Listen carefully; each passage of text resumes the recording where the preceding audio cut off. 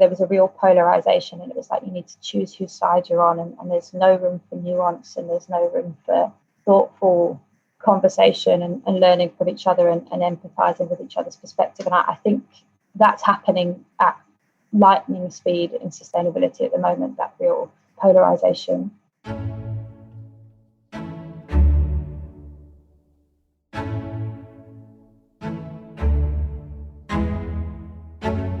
Welcome to the Future in Sound podcast.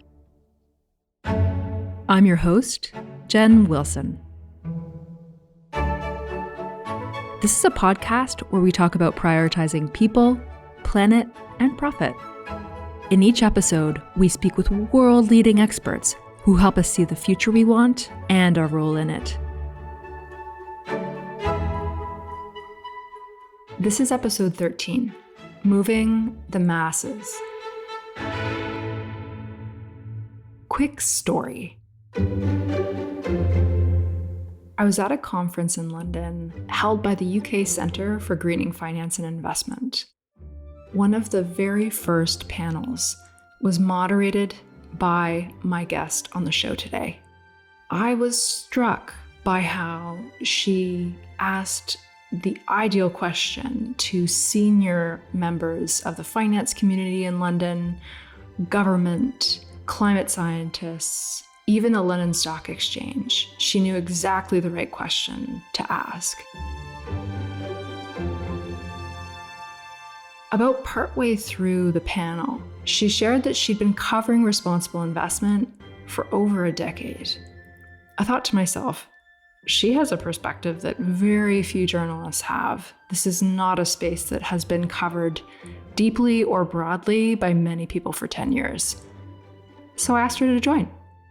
Now, she's used to being the one asking all of the questions.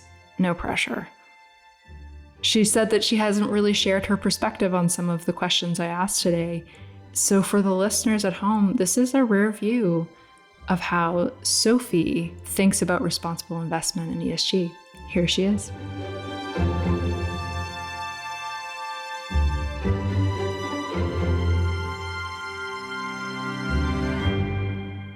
Sophie Robinson-Tillett is a senior associate at the University of Oxford, a contributing editor at Investment in Pensions Europe, and founder of RealEconomyProgress.com.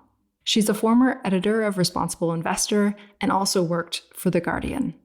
Sophie is an award-winning journalist with deep experience covering green finance, responsible investment, ESG, and sustainability. In this episode, we discuss the drivers of major shifts in responsible investment, policy, actions leaders can take to avoid greenwashing, and much more. Sophie, I'm delighted to have you on the Future in Sound podcast. Welcome. Thank you very much for having me, Jen. I've listened to a few of these and they're really great, so I'm really delighted to have been invited on. Fantastic. Well, look, I met you, Sophie, at a conference put on by the University of Oxford.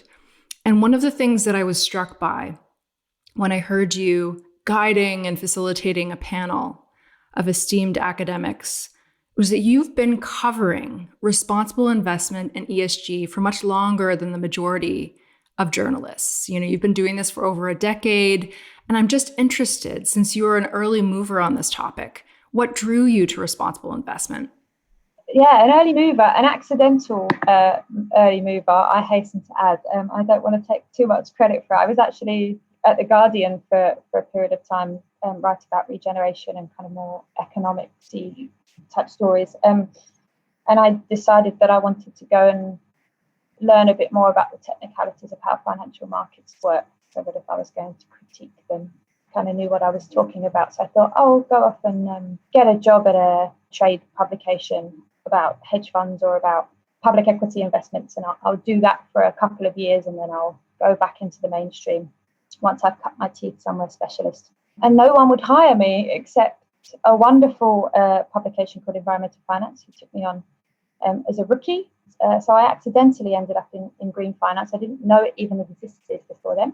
And then I was hooked. I kind of had absolutely no desire to go back and write about anything else. I was completely captivated by the topic and ended up moving on from there to Responsible Investor and and to where we are now. Yeah, so it was a very accidental move back before it was sexy. It's really interesting that you say that, because there have been so many professionals in the past 2 years, I guess since 2019, really, when ESG started taking off in a big way in public markets. There was a lot of coverage on outperformance. We can get into that maybe a little bit later for ESG. What do you find when you're speaking with other professionals in ESG who have been in this space for about 2 years rather than 10? How does it shape your lens a bit to have been in this space for a decade? Well, I think you have to be quite proactive about not getting too ground down about it. I think it's quite an exhausting industry to be in at times, because it's so fast moving, and because the stakes are really high, and the debate is very fractured sometimes, and very passionate.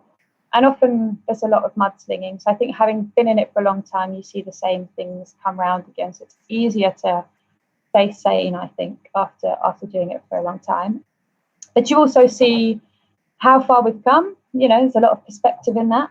When I was at Responsible Investor, we used to have young journalists come in, and they'd get very frustrated with the pace of change, or the kind of obsession with profits, and why can't we just understand that we need to bake human rights in regardless of profits, and all of these things. And I would often find myself saying to them, look guys, if you knew where we were 5 years ago, when you couldn't even get these people on the phone, you couldn't get them to respond to emails, and you see the speed at which we've moved. And even if at the moment the move is more around literacy than change in the way transactions are being done, it's certainly the first step, and it's happened at a really unimaginable pace for those people who've been doing this for a long time. So it gives you a really good sense of perspective, I think, and it makes it easier to take deep breaths and say, okay, we are getting somewhere. I'd love to unpack that answer, but tell me more about the key pillars or steps that have been taken where you think, yes, we are getting somewhere. Oh, good question. Buy-in. Buy-in has to be the big thing that has changed the game. COP26, we saw certainly on climate, GFAN's commitments, that real official mobilisation of the financial markets to net zero. And I think that's what the last few years has really been building up to, is that kind of sense, okay, we've all, not all, but many large systemically important institutions have come on board with some kind of formal commitment. And that allows us as journalists and everybody else to hold them accountable, and hopefully will allow us to kind of hit the next phase, which is actually doing something. There are areas, I think, where things have changed a lot, but I don't know whether they're for good or for bad. So I think when I started in this market, there was a lot more room for ethics. And I think the reason that we've got this mainstream buy-in, the reason that we've kind of won the mainstream sustainable finance debate, is because everything has been reframed as financial risk.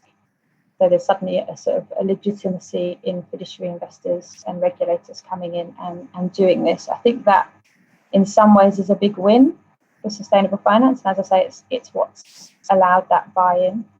I do wonder whether that presents its own problems, particularly when we talk about sustainability more broadly, because I think social issues are harder to frame from a financial risk perspective than climate change and biodiversity are proving to be. So I think that's a big change that's in some ways escalated progress, but in other ways is going to present us with some problems down the road more fundamentally. I'm really interested in this reframing of sustainability, sustainable finance as a risk issue. It's interesting you say that, because Gillian Tett, an editor of the Financial Times, has been on the Future and Sound, and she said something similar. And as a non-journalist, I'd love to know, from your perspective, as somebody who is shaping the narrative to a great extent, how does that happen? What are the most important components that come together? I realize that this is a difficult question, but what are the most important components that come together that really make something or a topic go mainstream? Is it that Mark Carney gets on stage and says, this is important, and I've been a governor of, 2 national central banks? Like, what are the most important components as you look across this major shift? Yeah, I think there's no doubt about it that Mark Carney wading into the debate was a bit of a game changer. I think it is the insistence by many big financial influencers that this is not about tree hugging and this is not a sort of hobby that people want to bring to work with them. And I think that chorus of voices gets louder. The research behind that justifies the fact that this is a conversation about institutional level and system level risk. We've got more and more evidence of that. So I think that's what's allowed it to tip over. As I say, I do think that it makes me quite sad that we have to say this has got nothing to do with anything except financial risk. I think there's a bigger question there around why financial markets are so insistent on being amoral and where that leaves us with other topics around sustainability. We often conflate climate change and sustainability as if they're the same thing. But I think, as time goes on, we're going to have to unpick some of the other components that are going to feed into a more broad sustainability objective, and those will be stumbling blocks. But I definitely think that the big voices and the regulators coming in, the regulators were nowhere to be seen 5 years ago. And now really that's what's driving the conversation, because even if you don't think that climate is a risk to your business, you still have the regulatory risk that's coming from that side. So no matter where you're sitting in the ecosystem, you really are, now that the regulators have waded in, going to face some serious obligations and some risks if you don't get those right. So I think that's probably a really big driver of that shift. Sophie, I want to come back to some of the most important pieces of regulation that are, really enabling this shift. But one of the things that you said off the top of this interview is that you're seeing some trends come around and around. Like there are some things that come back again and again.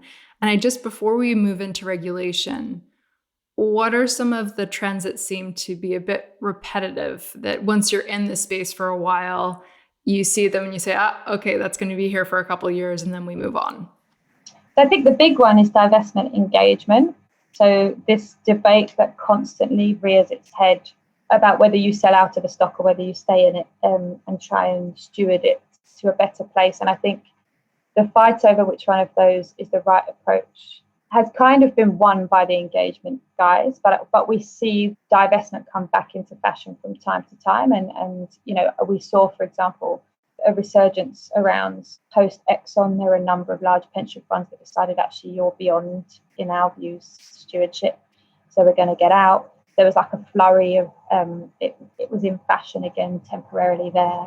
Now it seems to have gone back out. Obviously, there was a lot of divestment around the Russia situation. So we see these little bursts, but the kind of theory of change around divestment engagement also rears its head every few years. It's a bit of a perennial one, which almost makes me roll my eyes now when I see it come up again and people say, oh, look at this really interesting debate that's happened. And I think, okay, well, it's good to revisit these things. And actually, it's something that I think in sustainable finance we have to get better at, is changing our minds and being honest about the fact that we've changed our mind. I think we have a real block against coming out and saying, oh, well, we tried that and it didn't work, or actually the world looks different now, so we've applied a different approach.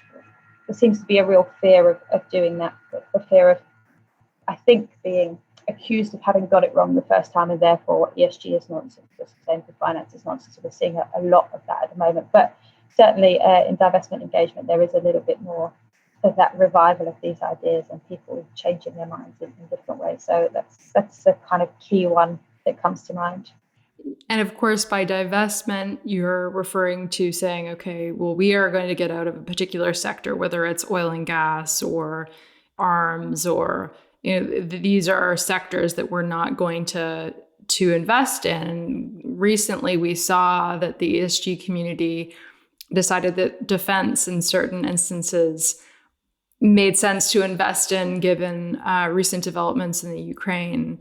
And there was a large conversation, wasn't there, about when we put lines in the sand, are we just sweeping the sand back into the line and drawing it somewhere else? And if so, what does that mean about us being organized when it comes to ESG? Others would push back on that view and say, look, this is pioneering, this is a changing field, and we've got to constantly ensure that we have a conversation about the right approach moving forward. So it's a really interesting debate. But I think that what you're sharing about the divestment conversation is really interesting. Another thing that I'm hearing is that it's very difficult to influence when we divest. It's very difficult to, be around the table, influence, push in the right direction, et cetera. And, a response to that could be, well, it depends on who you're around the table with, right? Is it a top performer, middle of the pack, or is it one of the worst performers? And so what influence are you going to have around the table? I'd love to hear what you think of that.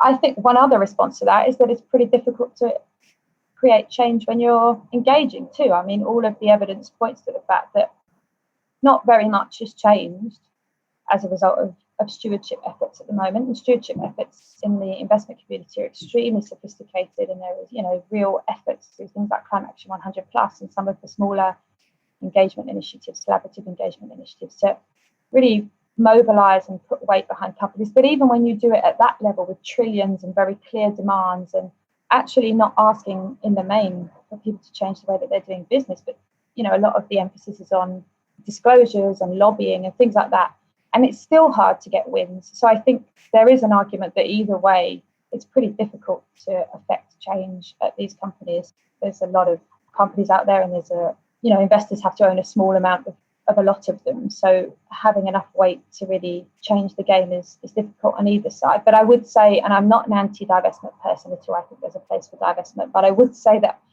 I've got a theory that if we changed the word divestment for sell it to someone else, it would be a less popular approach. And essentially that's what it is, right? But it doesn't look as sexy on a placard.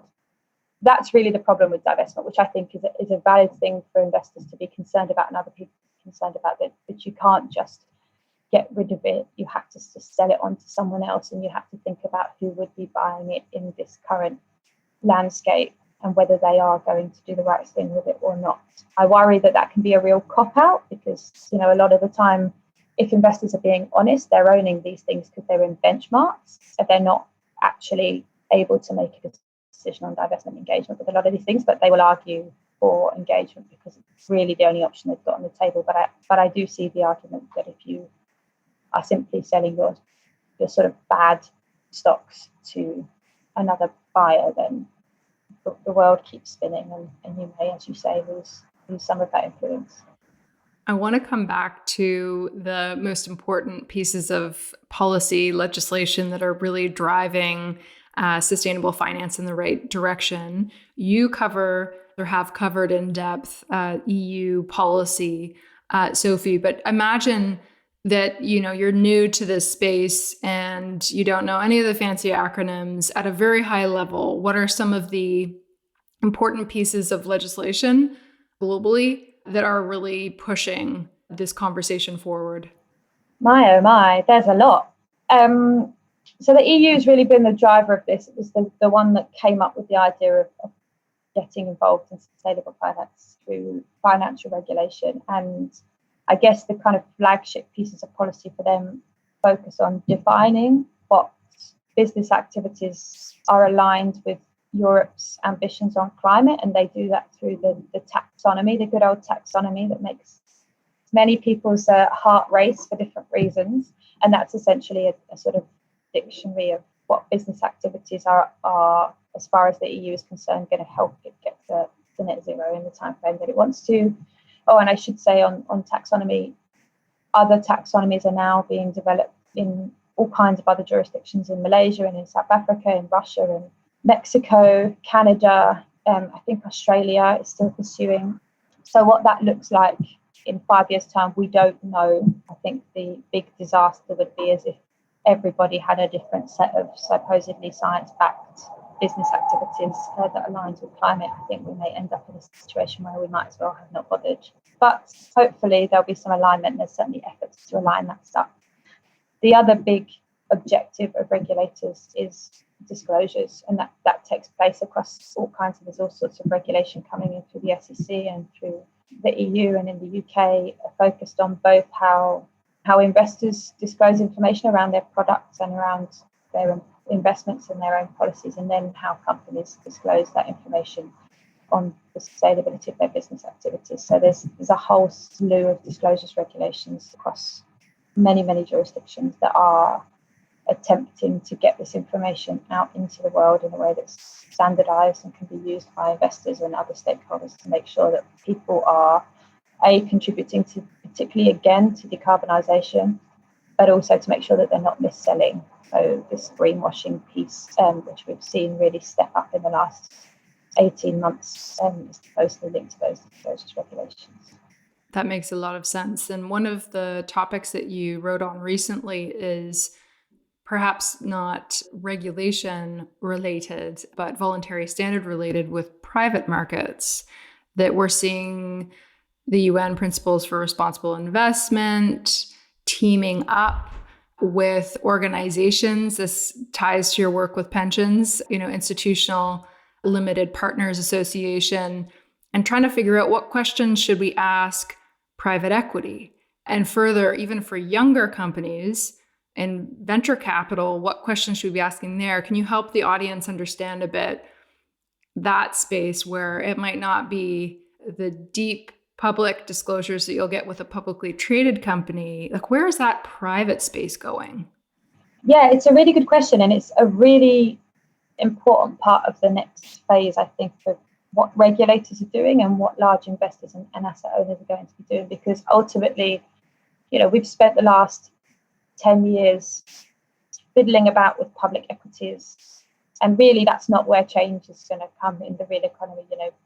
Bond markets are, there's lots of tests of concepts that have taken place in these larger asset classes. And I don't mean larger by size, but, these portfolios where transparency is more embedded into them already. So they're a good starting place. But it's moving down the ecosystem and towards the private markets, the venture capital, because really that's where the next generation of the big systemically important companies is going to come from. So there's a lot of attention, and there's a really tricky dilemma there. That there is some coverage, so unlisted companies are covered by some of this disclosures regulation already, and will continue to be kind of folded into it. Obviously, there's a lot of burden there for these smaller companies. They don't want to have, and it's unfair, I think most people would agree, for them to have the same requirements around disclosures as the large players. But the flip side to that, from a regulatory perspective and more broadly, is that if you don't socialize these expectations you actually disadvantage those companies as they get bigger, because they just won't be able to compete. They won't be able to get capital. Investors will have expectations that they simply aren't able to meet. So there's a difficult balancing act going on at the moment, and some of the thinking that's being done by rulemakers and large investors about how to get it right with smaller companies to make sure that they're disclosing enough, but not so that you're really going to disadvantage them in the markets in terms of resources ratios.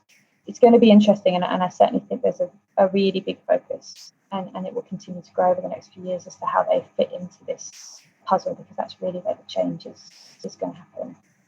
I was looking at a report recently that described an element of what you've just provided a really thoughtful overview on, which is when you look at carbon emissions, greenhouse gas emissions, disclosures for private companies versus publicly traded companies, there's a gulf between them. Less than 1% of private companies are currently measuring their greenhouse gas emissions.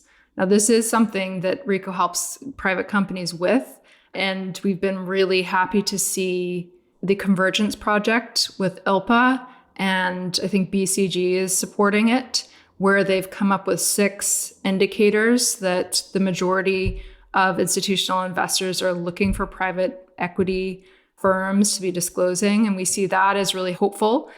We also see that if you don't have perfect metrics to begin with, you can still improve.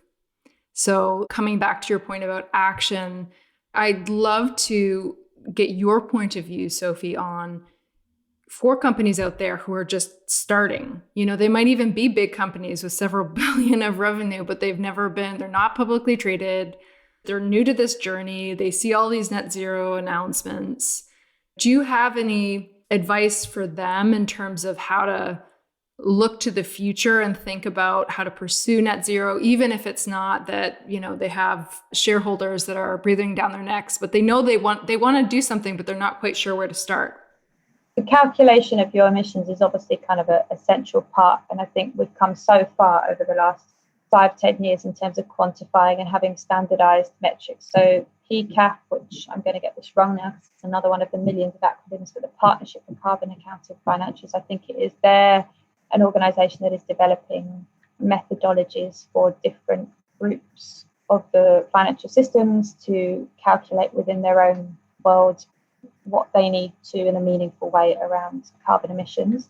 So there's really good resources like that. There's work being done by all of these large institutions. And I think that's one thing that really, the collaboration that's going on makes it much easier for new entrants to find the organizations that somebody will be doing it already. And there's a lot of opportunity to go there with it. And the obvious other thing is identifying the area where you can make the real difference. Because I think the idea that every company should be focusing on, I don't know, it's scope 3 emissions, or it's, whatever part of the chain or its activities, it's going to be different for different organizations. And I think importantly, being honest about where not only can you make the difference, but where do you need to make the difference as an organization, and having that conversation internally. And also, bringing together the right people within companies. That's something that I hear a lot, that there's been a lot of education within companies about, actually, these are not the normal set of people you might have around a table. These are new partnerships are going to have to form internally, as well as the collaborations that are going on outside, in order to have the expertise to really identify those material areas and the areas where there's the kind of low-hanging fruit, as they love to say in our world. But collaboration internally and externally, I think, is probably key. That makes a lot of sense. I want to turn our lens to the future now, Sophie. We've talked a bit about what you've seen over the past 10 years, the important policy developments. And I'd love to know, just to start with a big, broad question, I'd love to know if you think to the next, let's say like the next 3 to 5 years, what are some of the key trends in ESG and responsible investment that you think we're likely to see? Wow. I think they're going to come pretty fast. I think this politicization of sustainable finance is really going to be absolutely essential. What happens over the next 18 months in terms of this tug of war? Yeah, I've spent a lot of time thinking about this, this ESG pushback, as everybody's calling it, particularly in the US. This only really happened. The US got involved in a sort of serious way in the sustainability conversation around 2019, I would say, around the time that you were talking about it going off. Of course, that catapulted it into the mainstream, but it also came with its own set of problems, which is that we now have this very, very politicized conversation around sustainability. And I think that's going to play out. And as a journalist, I've been doing a lot of sort of beard stroking around the role of the media in getting that right. I think there's a lot of parallels with other big moments we've seen over the last 10 years in political and economic milestones. I'm a Brit and I'm thinking of Brexit, but I'm also, with lots of things around the pandemic, and where there was a real polarization, and it was like you need to choose whose side you're on, and there's no room for nuance, and there's no room for thoughtful conversation and learning from each other and empathizing with each other's perspective. And I think that's happening at lightning speed in sustainability at the moment, that real polarization, which is quite worrying. We should be pleased that it's happening because it matters, and people didn't care about this 8 years ago.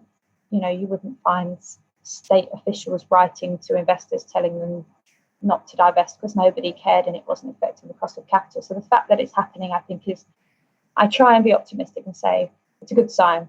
We should be pleased that this war is happening because it shows that this is really having an effect on the cost of capital, and it's worrying people. But it also has the potential to really undermine credible progress and to frighten regulators off, because if it looks like public sentiment is against sustainable finance, then they will take that into account, history would suggest. And I think the media and all figures involved in this on all sides have a real responsibility over the next 3 years to make a concerted effort to try and calm that down and to make sure that the debate is as healthy as it can be, because we are going to have to make a lot of mistakes. There's going to be a lot of trial and error, and it can't be left in the hands of sort of two sets of political ideas. That's not, we can't live without sustainable finance, I would argue. So we need to not get to the point where it's sort of like a sort of West Side Story set up where there's two gangs of people sort of going after each other. So I think that's going to be a really big thing, seeing how that plays out over the next 18 months. And Sophie, for those listeners who maybe haven't seen the headlines coming out of the United States as an example, I'd love to hear from you some of the, main stories coming out of the US where you've thought to yourself, okay, this is a major trend and we're seeing this politicization is a big deal and it's going to have to be contended with. What have been some of the headlines that have really struck you where you said this is potentially shifting our conversation? There have been a number of state senators. So I hope I'm going to get this right. The state senator of Arkansas a few weeks ago wrote to Larry Fink, the head of BlackRock, to express his outrage at BlackRock's collaborative engagement efforts on climate change, particularly through Climate Action 100+, which is this big multi-trillion-dollar investor initiative where they try and target the most important carbon emitters and convince them to do things differently. There are accusations, and it's not the first time, of acting in concert, which of course BlackRock and all other investors involved in this strongly deny. But there is a real attempt by some people to take the collaborative engagement efforts and to argue that they constitute acting in concert and therefore are a sort of breach of market rules. So that's something that's been happening, popping up across different states, and that different parts of the investment community have had to answer for, and are being threatened with litigation and all kinds of other things to try and squash that. And then there's the big figures, there's the Elon Musks and the Tarek Fancies, and who have all kinds of different views, that they are large, big names saying this isn't working, ESG sustainable finance isn't working. Those debates have been given a lot of oxygen and have really thrown some doubt into the market on whether this is the right thing for people to be doing. And in the UK as well, I think it was the pensions regulator a few weeks ago that put out a note to the UK's pension funds advising them against what they described as woke capitalism. So this kind of language around wokeness and snowflakes is creeping into sustainable finance in a way which just hadn't crossed my mind naively that it would sort of find its way into our little world.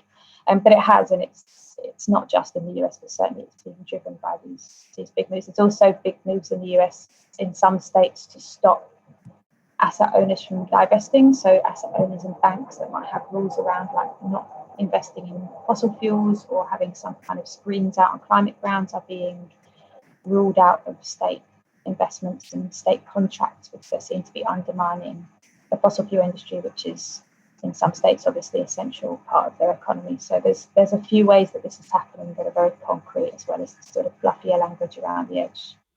It's a great overview. Thank you, Sophie. One of the things that we heard from another guest on the Future and Sound, Amory Lovin, the founder and chair of Rocky Mountain Institute.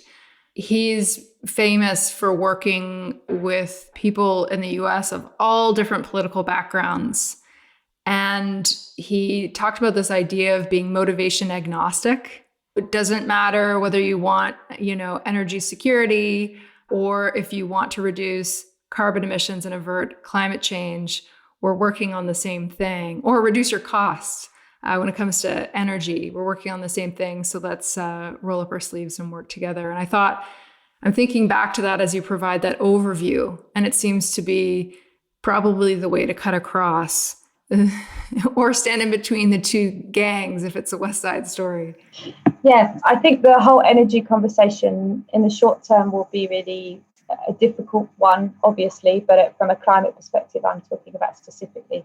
But I think that what you just said is right, that ultimately there will end up being even more people with the same, they might have different ideologies, but the end result needs to be more renewable energy and a rethink of the energy systems for whatever reason. And if we can just get over all the rest of it and put our shoulders to the wheel, that's the only way we stand a chance, really. So yeah, fingers crossed.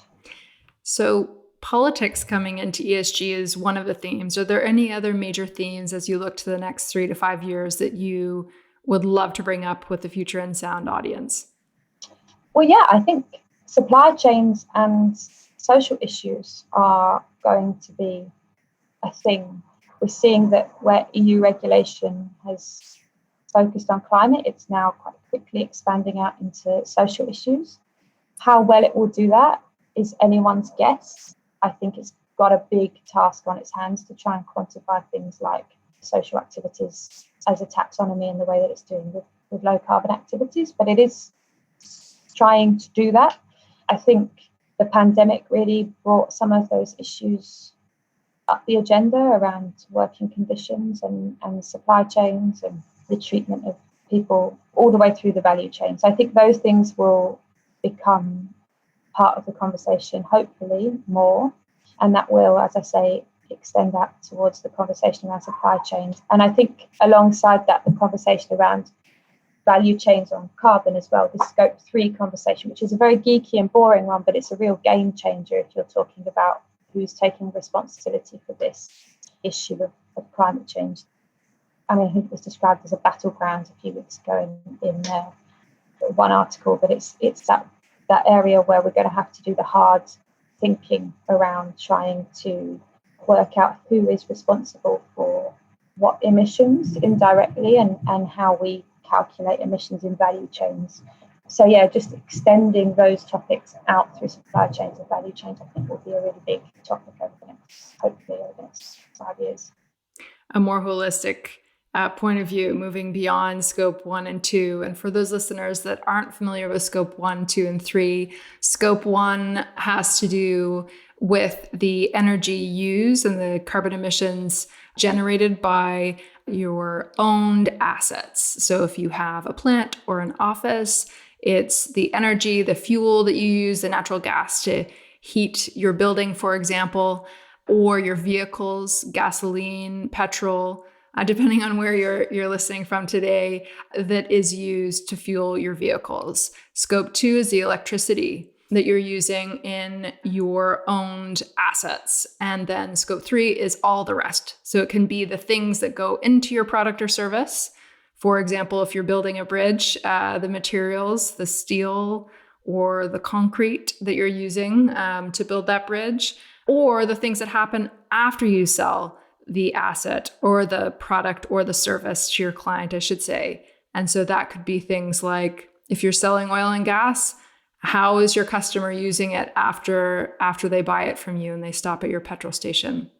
So that's the overview. And so often when we talk to corporate leaders, the vast majority of their greenhouse gas emissions, over 90%, is coming from scope 3.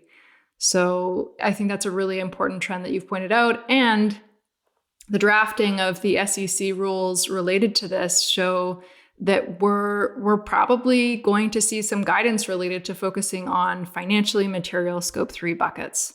So completely agree with that, Sophie. Now we're coming to the last couple questions in this interview, which is a shame because there are so many questions I'd love to ask you, Sophie. One of the final questions relates to greenwashing. So you brought this up earlier. It's part of the backlash against ESG. And I know that you've been asked this question or related questions to greenwashing so many times, and you're a bit sick of it, but I'm going to ask it anyway. And maybe from a slightly different vantage point.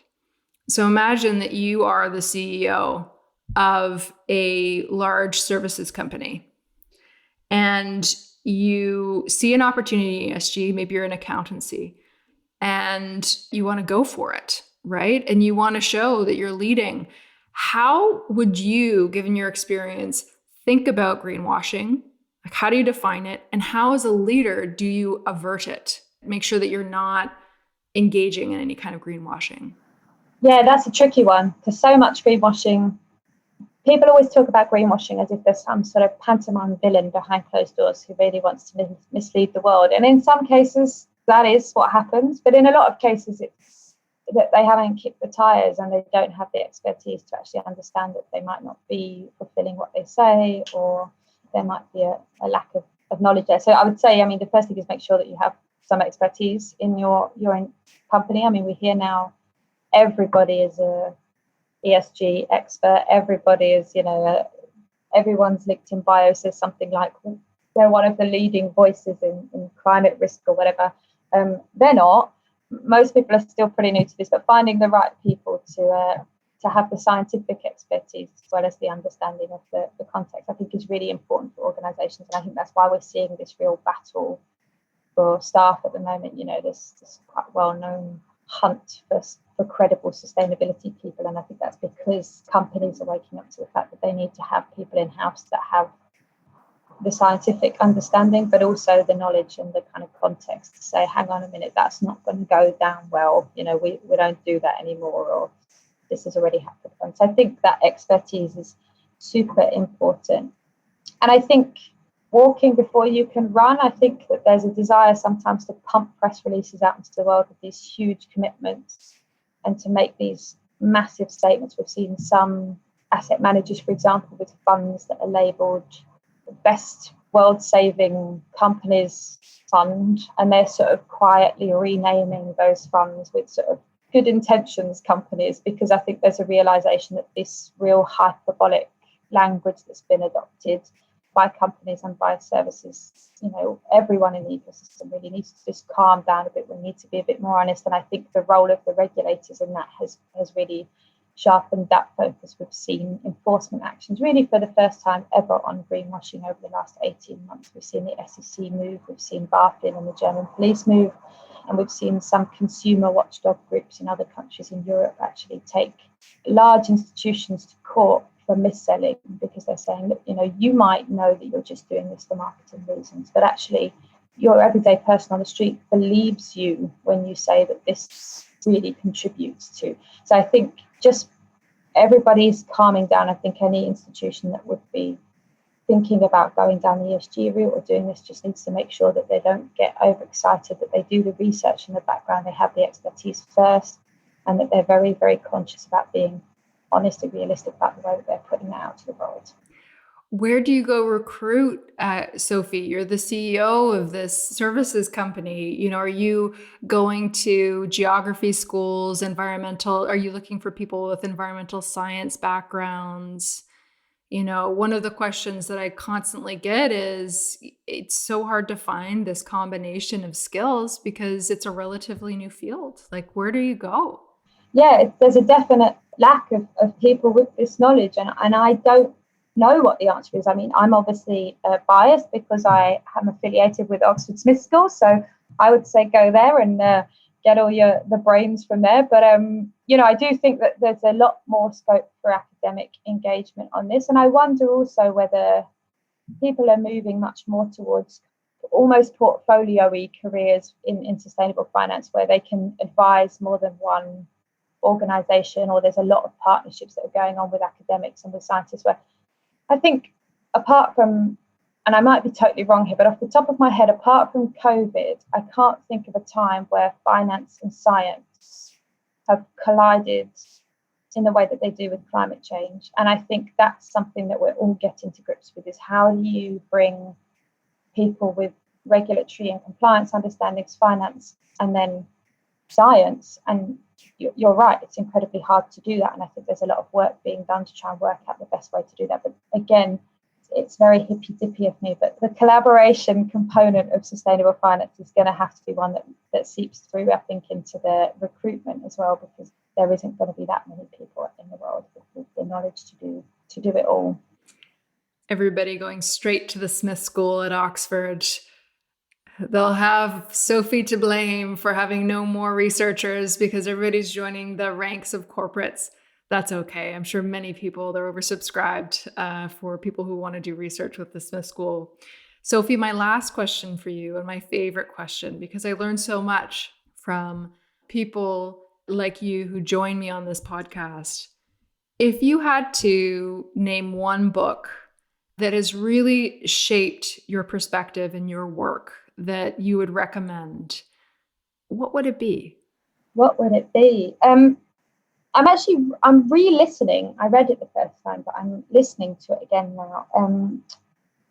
Mariana Mazzucato's book on the value of everything, which is a great book. I'm sure many of your listeners have probably read it because it's been around for a while, but it's a book about the nature of value in a global economy and who does the taking and who does the making, and why we don't reward those things in a healthier way. And I think it's a really important book because we talk about sustainable finance, and a lot of the time we're talking about a bit of jiggery pokery and tinkering around the edges. And I think it's really important that everybody who's involved in the conversation around ESG and sustainable finance is thinking also about those fundamental questions, because what we don't want is to get to a position in 10 years' time where we've got all of the disclosure you could possibly wish for, and we've got all of the enforcement actions you could have on greenwashing, and everybody's giddy, but actually the system still really doesn't do what it ought to be doing on a more literal sustainability ground, that it needs to sort of, we need to rethink and be conscious of the way that financial markets are contributing to the world. And obviously that world has to be low carbon and it has to respect human rights and all the rest of it. But she's a fantastic academic and economist who really dives deep into that idea of not socializing losses and privatizing gains, but actually thinking carefully about how you make sure that value is actually being created rather than just money. Thinking more widely, more broadly about value creation. I think that's a fantastic recommendation. Sophie, thank you for joining us on the Future in Sound podcast. Thank you very much for having me. I've had a lovely time.